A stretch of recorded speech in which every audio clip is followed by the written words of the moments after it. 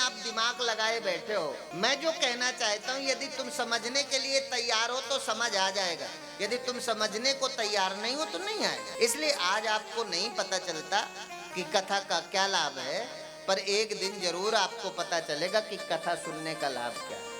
उस समय यदि आपने कथा सुनते रहे बिना लाभ के, कथा में अपना लाभ बुद्धि छोड़ करके सुनते रहो, तो एक समय आपको कथा का वो परम लाभ समझ आएगा।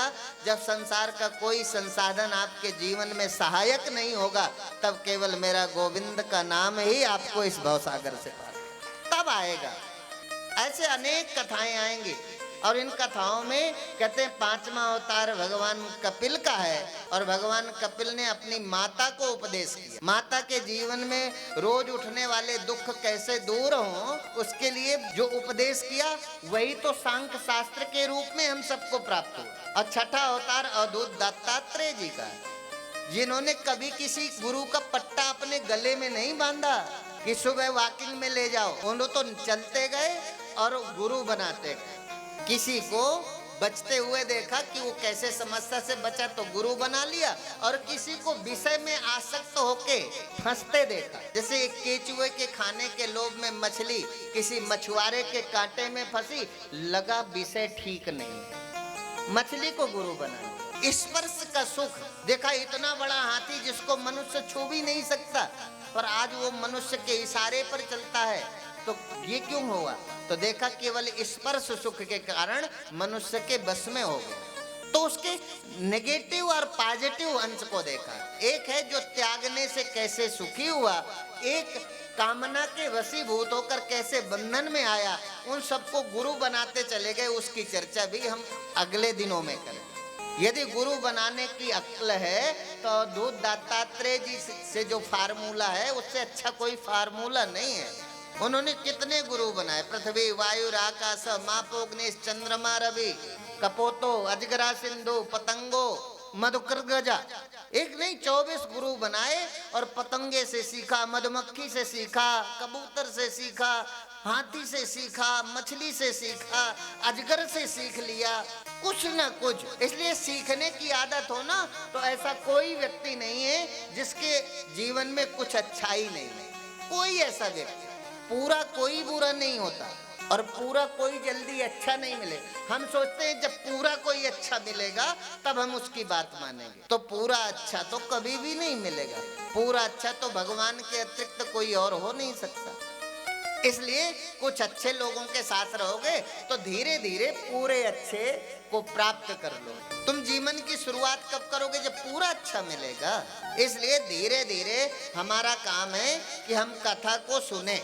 और कथा ऐसी नहीं है, मुझे नहीं पता कि आपको समझ आती है कि नहीं आती, मैं समझाने में सफल हूँ कि नहीं सफल हूँ, पर मुझे इतनी पक्की निष्ठा है कि यदि मैं हृदय से ठाकुर की कथा को 100% ईमानदारी से करता हूँ तो आपको समझ आए ना आए पर फायदा जरूर है, फायदा जरूर। आज थोड़ी होगा, अभी तो हमारा व्यवहार, हमने तुम्हें डांट दिए तो कई लोग तो मतलब हमसे भी कामना। मैंने देखा इसी जीवन में गुरुदेव के साथ सेवा करते, कोई मतलब नहीं है मेरा उनसे, कोई द्वेष नहीं है, कोई बुराई भी नहीं है। मैं तो सेवा में लगा हूँ, और गुरुदेव कैसे सुख महसूस करें, कैसे वो सुगत रहे, कैसे उनको अच्छा आराम मिले। मैं सेवादार हूँ, मैंने ठीक ठाक व्यवस्था की। अब उस व्यवस्था के अनंतर किसी के अहंकार को चोट लगी, बस वो मुझसे अकारण चुप है, बोल ही नहीं रहा। मैं जानता हूँ कि ये पता नहीं क्यों मेरे से दूर है, पर मैं उसे छेड़ना ही नहीं चाहता। मैं सोचता हूँ अपने आप उत्तर मिल जाएगा, अपने आप मिल जाएगा, क्योंकि मुझे तुमसे कोई कामना नहीं है। जब मुर्दे को प्रभु देते हैं कपड़ा लकड़ा आग, और जिंदा नर चिंता करे ताके बड़े अभाग, लावारिस मरे हुए की व्यवस्था कोई कर देता है, तो मैं तुम्हारे दिए हुए भोजन के भरोसे हूँ क्या? जब दांत न थे तब दूध दियो, अब दांत दे कुछ और भी दे। अब दांत दिए तो कुछ और देगा। अब तुम मुझे थोड़ा सहयोग करते हो, इसलिए मैं तुम्हारी जरूरत से ज्यादा कामना किसी के लिए ठीक नहीं। और सारी समस्या की जड़ हम घर में भी जरूरत से ज्यादा किसी से अपेक्षा रखते हैं। जरूरत से ज्यादा कोई हमें सम्मान दे, जरूरत से ज्यादा कोई हमें प्यार करे, मतलब सारी कामना दूसरे पर है। तुम किसी से जरूरत से ज्यादा तुम किसी को तो प्रेम करो, जरूरत से ज्यादा तुम भी तो किसी को दो ना। दोगे तो वापसी होगी, रिटर्न तो तब होगा जब जमा करोगे। जमा तो करते नहीं हो, रिटर्न बड़ा चाहिए। गीजर में भी इनपुट और आउटपुट कहाँ चलता है? जब नीचे से जल जाता है तब गीजर भी हमें देता है। अब गीजर ही में जल ना जाए, खराब हो, तो हम आउटपुट, हमें वापसी ज्यादा चाहिए और हम कुछ देना नहीं चाहते। कृपण हैं, कंजूस हो गए हैं और सबको अपने ही ढंग से थोड़ी। इसलिए धीरे धीरे यही तो देवर्षि नारद ने घूमते हुए मर्तलोक में जब गए तो ऐसे ही थोड़ी। देवर्षि नारद ने देखा तो देवर्षि नारद गए और उन्होंने देखा कि ये वृद्ध हैं और वेद व्यास जी का सम्मान किया। सरस्वती नदी के तट पर जब वेद व्यास जी बैठे धूप ले रहे थे, जमाई ले रहे थे, तो पहुंच गए, पर उनके चेहरे में एक बेचैनी थी, परेशानी थी। वो परेशान थे तो देवर्षि नारद ने पूछा ऐसा क्या है? तो बोले एवं निसम्म भगवान देवर से जन्म कर्म च भूया प्रपक्षतम ब्रह्मन् व्यास सत्यवती सुता। सत्यवती के पुत्र हैं वेद व्यास। अरे वेद व्यास जी जब सरस्वती नदी के तट पर बैठे थे, चिंता मग्न थे, तब देवर्षि नारद ने पूछा ऐसा आप सोच मग्न क्यों हैं? आप तो परम विद्वान हैं, आप परम भागवत पुरुष हैं। आपने तो महाभारत जैसे पवित्र ग्रंथ की रचना की जो साक्षात ज्ञान का भंडार है। आपने 4 वेदों के विभाग किए हैं, आपने एक वेद को 4 भागों में बांटा। ऐसा साइंटिफिक कोई दूसरा एक वेद को उठाया और उसमें एक विज्ञान का अंश अलग किया, ऋग्वेद। सामवेद के अंश को अलग किया, गायन विद्या। यजुर्वेद को अलग किया जिसमें जीवन को औषधि मिले, वो किस औषधि से हमें जीवन मिलेगा। ऐसे 4 वेदों के मंत्रों को अलग अलग करके हमारे जनोपयोगी बनाया। ऐसे परम भागवत व्यास जी यदि चिंतातुर हैं तो अन्य समाज को क्या मिलेगा, ऐसा सोच ही रहे थे। तब देवर्षि नारद ने कहा प्रभु, वेद व्यास जी ने कहा मैंने किया तो बहुत कुछ है, आप सच कहते हैं, पर मुझे शांति नहीं है, तृप्ति नहीं है। मेरे लिए कुछ ऐसा करो कि जीवन में शांति। अभी मुझे जीवन में अधूरापन सा लगता है जैसे अभी मैंने कुछ अपूर्ण काम सा लग रहे हैं व्यास। तब देवर्षि नारद ने कहा कि आपने अभी कोई ऐसे ग्रंथ की रचना नहीं की जो बिना पढ़े लिखों को भी परमात्मा से जोड़ दे। आपने ऐसी ग्रंथ की रचना नहीं की जो किसी भी जाति का हो और भगवान से जोड़ दे। आपने ऐसे ग्रंथ की रचना नहीं की जो स्त्री पुरुष को समांतर भगवान के साथ एक साथ भगवान के पास ले जाए। इसलिए आप एक ऐसे ग्रंथ की रचना करो जो केवल प्राणी मात्र के कल्याण का साधन बने। और वो 4 श्लोक देवर्षि नारद ने सुनाए और उस 4 श्लोकों की फिर जो विस्तार से चर्चा की। इसलिए देवर्षि नारद ने कहा ऐसे ही तो मैं भी पूर्व जन्म में दासी का पुत्र था महाराज, मेरे पास और कोई नहीं था संसार में मेरी माँ के अलावा। मेरे पिता तो बचपन में ही मुझे छोड़ गए, मैं अपनी माँ के साथ रहता, माँ का आलिंगन मुझे सदैव मिला, माँ के वात्सल्य में मैं पला और बड़ा हुआ। और माँ ने ऐसा अद्भुत प्रेम किया कि एक क्षण भी मेरी माँ ने मुझे कभी अपने से अलग नहीं किया, दूर नहीं किया। मैं सतत माँ के साथ माँ की छाया की तरह रहा। पर मेरी माँ के हृदय में भगवत भक्ति थी। मेरी माँ जब कहीं सोचती कि संत जन आए हैं तो सेवा कथा रसम हो नितराम पिबत्वम।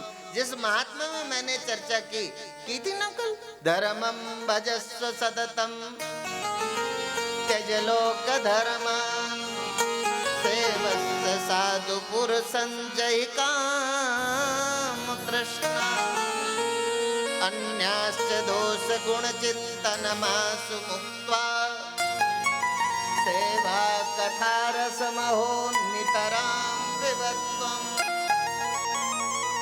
इतना सा तो भगवत पाद वेद व्यास जी ने हमें इतने ही सा तो कंडीशन में बांधा है।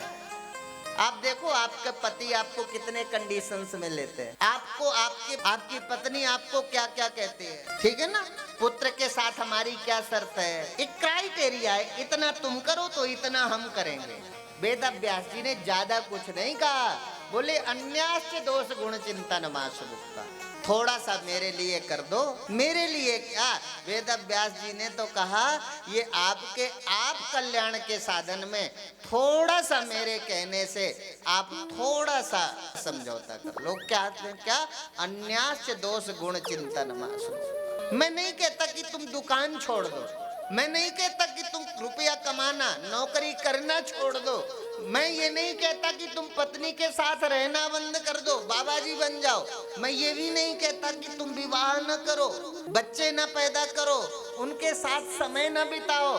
मैं तो ये कहता हूँ कि सारा संसार में जहां तुम्हें सुख मिलता है वो सब कुछ करते हुए अन्यास्य दोष गुण चिंतन मास मुक्ता, जो समय थोड़ा सा बचता है उस समय में न तो किसी की निंदा करो न तो प्रशंसा करो, बस मेरे गोविंद का स्मरण करो, तो इसी जीवन में परमात्मा, इसी जीवन वो थोड़ा सा समय आता है ना जीवन। अब इसमें क्या प्रॉब्लम है? अभी इतना सा नहीं करना चाहते और चाहते हैं भगवान हमें सुखी कर दे, भगवान हमें संपन्न बना दे, इतना सा। वेद व्यास जी ने याचना की महात्मा में, ए मनुष्य तू इतना सा तो कर ले, तेरा दुकान का समय नहीं है, तेरे और किसी जीवन का समय नहीं, इतना सा समय जब तुम किसी को बुरा बोलते हो बस बुरा मत बोलना, मेरा याद कर लेना। जब तुम किसी को बुरा बोलते हो बुरा मत बोलना, मेरे गोविंद को याद कर लेना। तो मेरा गोविंद कहते हैं ना, न कभी बोल कर दिया है न कभी तोल कर दिया है, और मेरे श्याम ने जिसे भी दिया है बस दिल खोल कर दिया है, तोल कर नहीं, बोल कर नहीं। इसलिए जिसको परमात्मा देखना ना, परमात्मा जब देता है तो कहते हैं छप्पड़ फाड़ के देता है, और यदि रूठ जाए तो चमड़ी तक उधेड़ लेता है।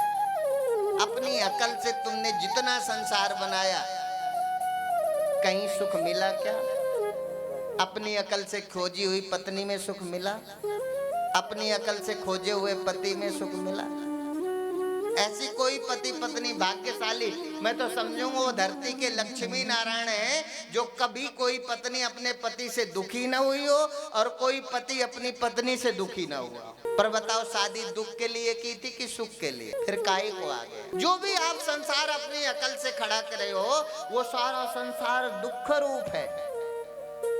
परमात्मा का स्वरूप सुख है, आनंद है। इसलिए थोड़ी देर गोविंद के साथ बिताओ और सारा समय संसार में लगाओ। थोड़ी देर गोविंद के साथ, है ना?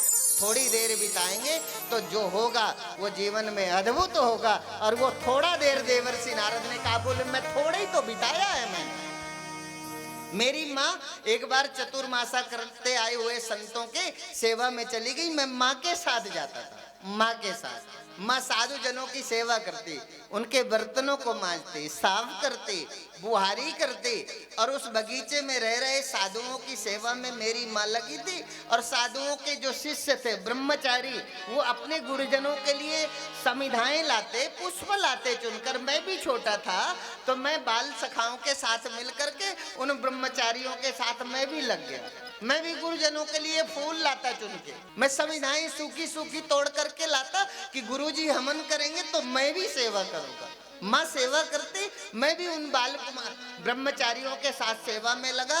पर वो चतुर्मासा बीता, और चतुर्मासा के बाद क्या हुआ वो अद्भुत था। वो चतुर्मासा बीता और संत चल पड़े, और संत जाने लगे। तो वो चतुर्मासा का जो लंबा काल था, उस काल में मेरा ऐसा अनुराग हुआ साधुओं के प्रति कि मैं तो साधुओं के पीछे चल पड़ा। मैं साधुओं के पीछे चला तो मेरी माँ का मेरे अलावा कोई नहीं था इस संसार में। यदि माँ की वात्सल्यता का कभी दर्शन करना है तो कभी माँ को, हम सयाने हो गए, सक्षम हो गए, हमें पता नहीं है कि हमारी माँ ने केवल हमें कपड़े नहीं पहनाए, हमारी माँ ने कभी हमें केवल बिस्तर में नहीं लिटाया, हमारी माँ ने केवल हमें भोजन ही नहीं कराया, हमारी माँ ने हमें अपने वात्सल्य से सींचा है, अपने संस्कारों से पाला है।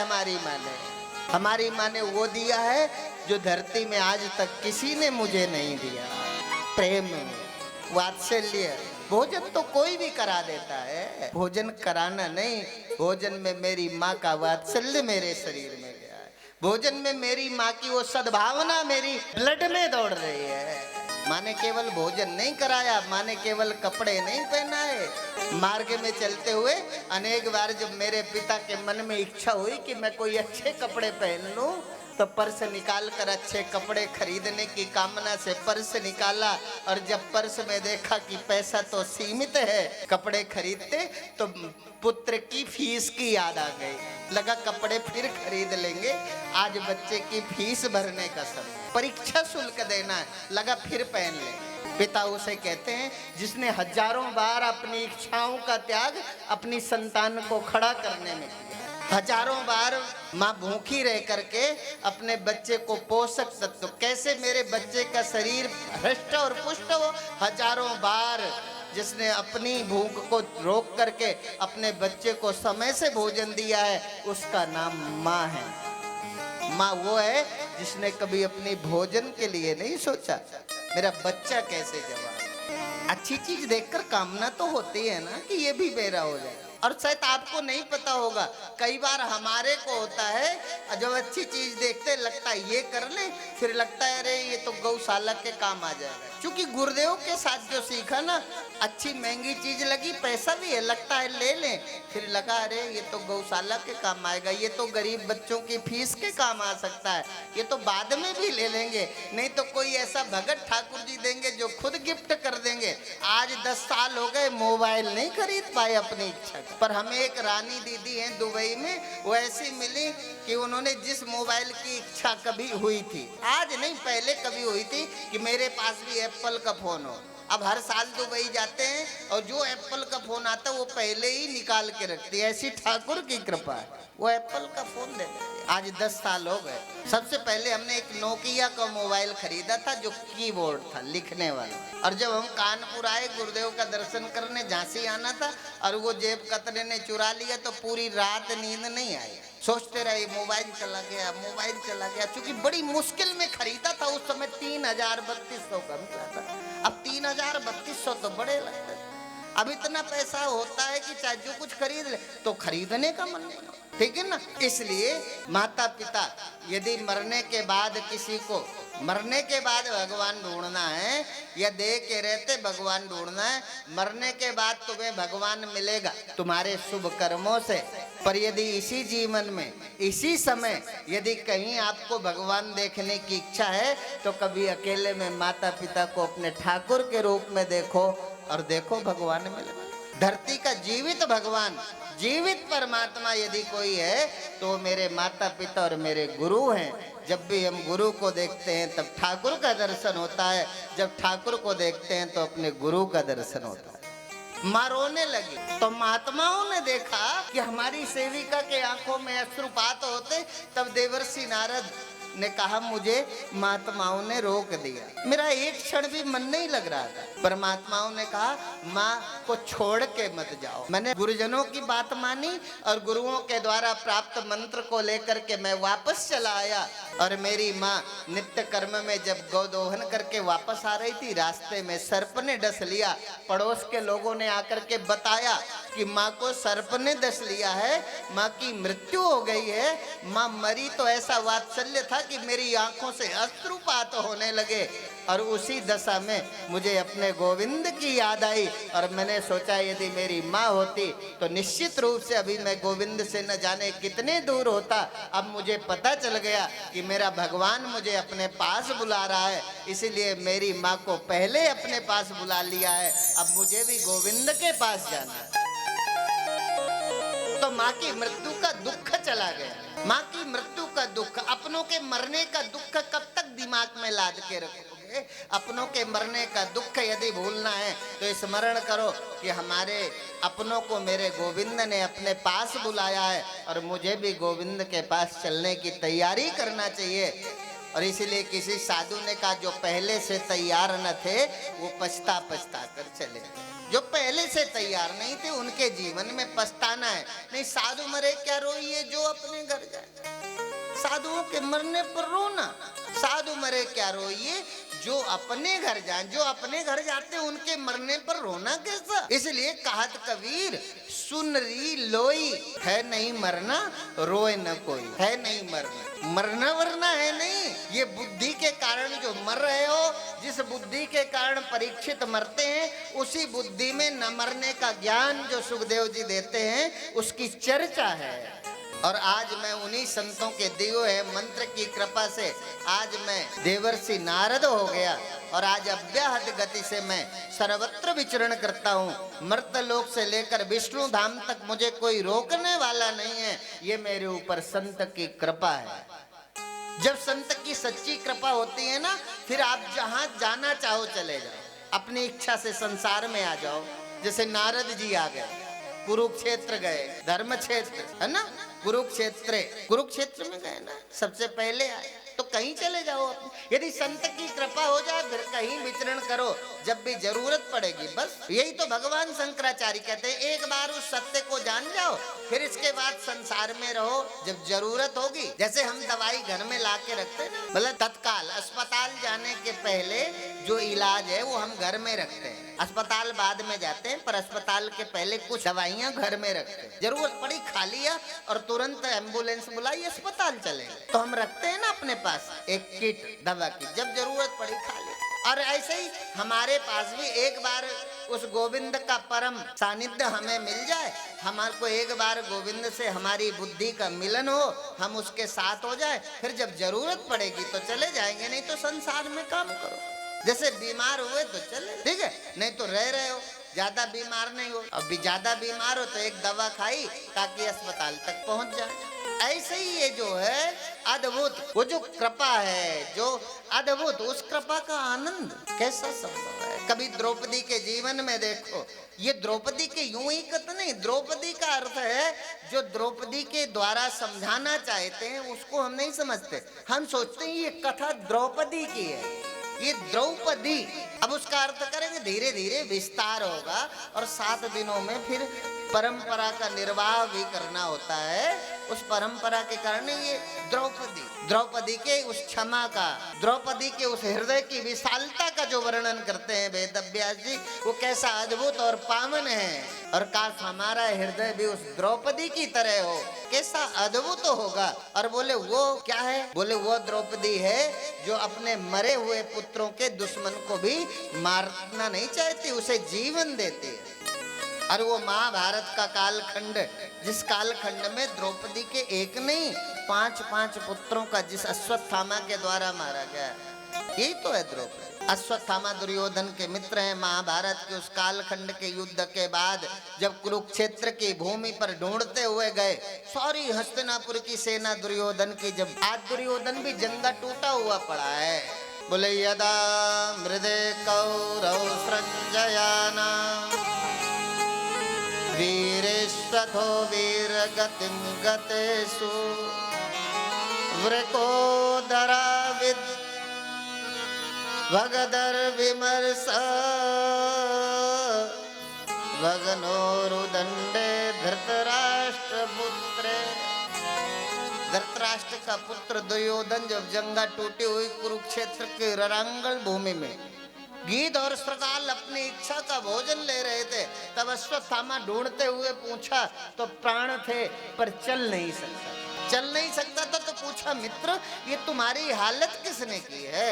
दुर्योधन ने कहा अश्वत्थामा बिना समय बिताए यदि तुम मेरे मित्र हो तो मेरा एक काम कर दो, मैं जिसकी द्वेष की अग्नि में जलता हुआ दुर्योधन का जब देह छूटे उसके पहले मेरे 5 पांडवों का सिर यदि मेरे सामने होगा तो मैं तुम्हें हस्तिनापुर का आधा राज्य दे दूं। अब आधा राज्य प्राप्त करने के चक्कर में अश्वत्थामा, इसको कहते हैं लोभ का यदि दर्शन करना है तो अश्वत्थामा का वह जीवन याद करो कि उसे इतना लोभ में विचार नहीं।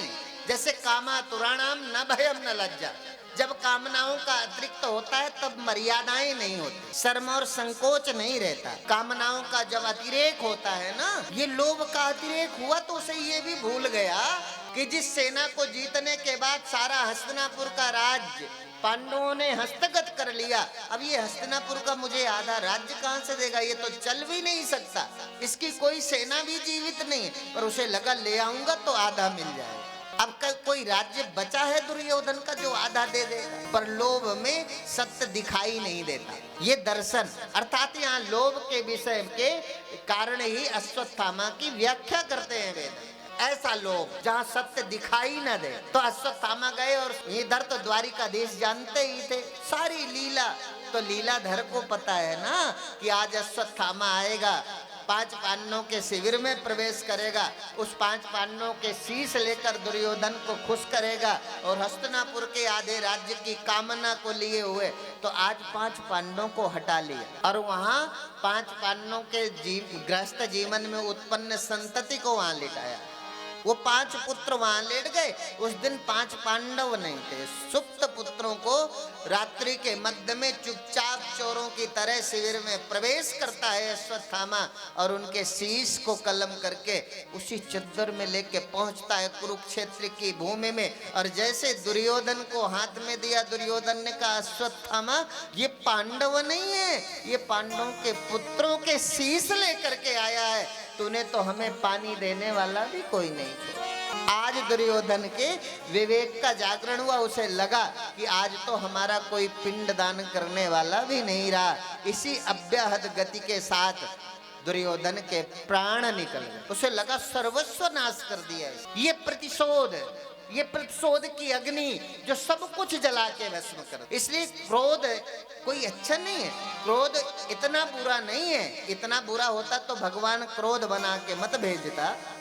आदमी बनाता, क्रोध क्यों बनाता? तो क्रोध इतना बुरा नहीं है। तो सब भगवान की सृष्टि में जो भी है, पर कब और कहां और कितना उपयोग करना। इसीलिए मनुष्य से ही एक भगवान ने कामना की। मनुष्य का श्रेष्ठ, भगवान की जो श्रेष्ठ संतति है वो है मनुष्य। और भगवान ने मनुष्य से कामना की कि इसे मैं सब कुछ देकर भेजता हूँ, इसे जैसी जरूरत होगी संसार के निर्माण में उसका प्रयोग करेगा। पर हमने तो अपनी कामना के अनुसार प्रयोग, हमने मालिक के अनुसार नहीं। क्रोध को हमने मालिक के अनुसार प्रयोग नहीं किया, अपनी कामना के अनुसार। इसलिए माता ने और ये देखा, और जैसे शिविर में रोज नित्य के प्रति देखा कि अभी तो आज बालक तो है ही नहीं उठकर। अब बालक उठ करके नहीं आए तो द्रौपदी के मन में ऐसा लगा